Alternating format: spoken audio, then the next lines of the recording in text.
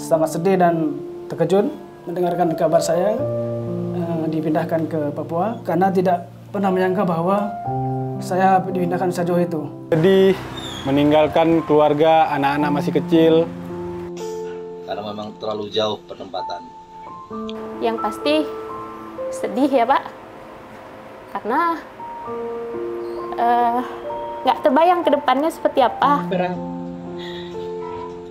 Apalagi penempatan suami saya Papua, ujung pulau.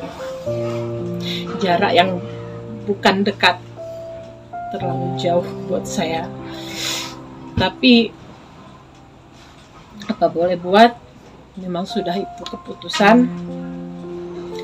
Saya harus terima, harus ikhlas.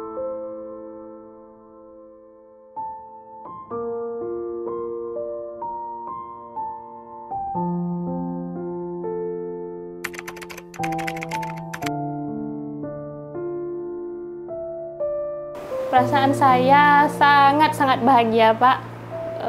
Bahagia tak terungkapkan bagaimana bahagianya, karena sudah terbayangkan ke depannya insya Allah suami dapat berdinas dan kami dapat mendampingi. Yang saya rasakan sekarang bahagia sekali.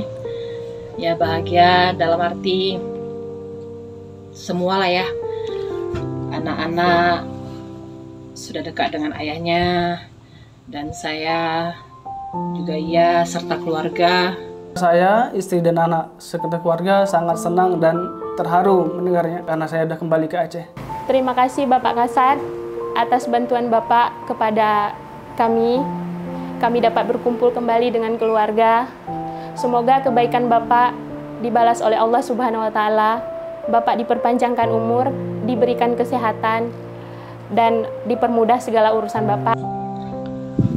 Terima kasih Bapak Kasat Jenderal TNI Dudung Abdurrahman beserta Ibu.